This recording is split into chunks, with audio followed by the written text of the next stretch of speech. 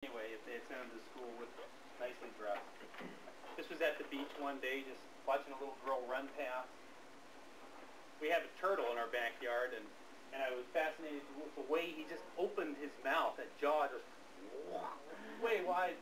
Everything that I see, I keep wondering, oh, I wish I could just animate that. This was a couple. The guy was, he just couldn't get close enough to his girlfriend.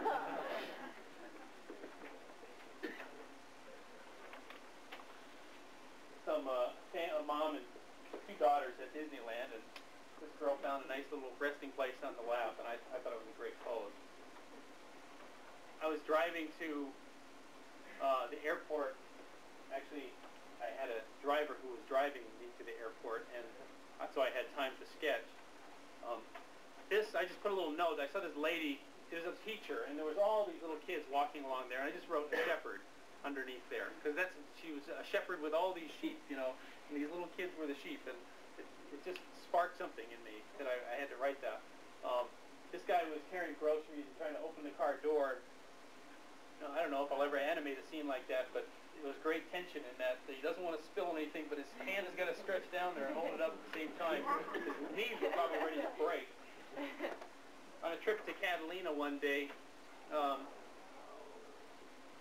all of these dolphins, I mean, and there was more on the other side of the boat, were just leaping alongside of us, just these sleek, you know, muscular things, just choo, choo, slicing through the waves. It was inspiring.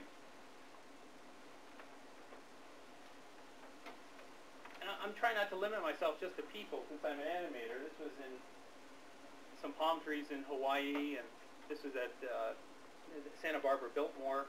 Just great flaring lines to these things.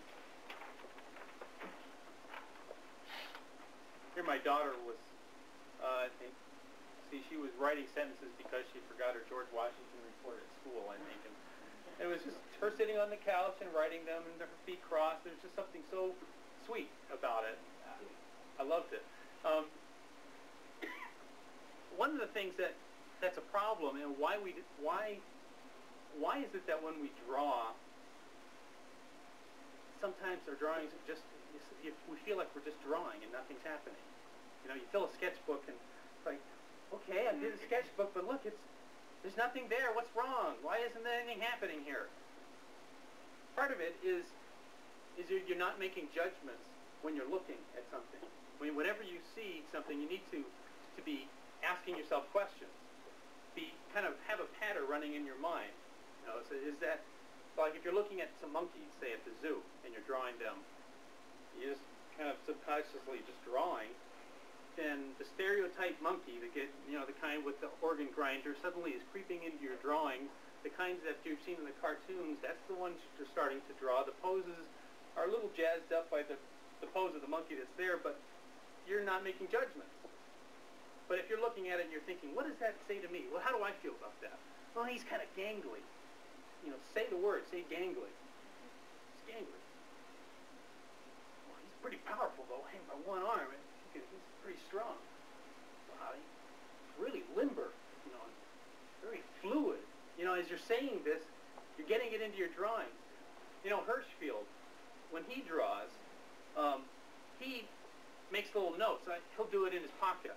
And he'll do these sketches of people on the stage. And not only does he do the drawings, he writes the words. I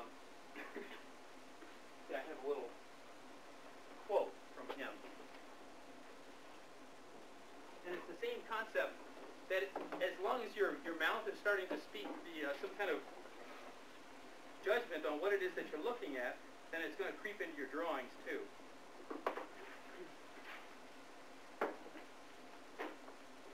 He says, I practiced with a pencil stub, sitting in the dark, using a small notepad and sometimes using a flashlight. I eventually learned to draw in my pocket. My system is a kind of shorthand I alone can decipher. Written words and hieroglyphic signs help me defeat the darkness. Drawing without looking at the paper may sound impossible, but I don't think it's any more difficult than learning to type. For me, the words I've written on occasion recapture what I've seen and felt in the theater better than my sketches do. I found that really exciting. There was something else that I hadn't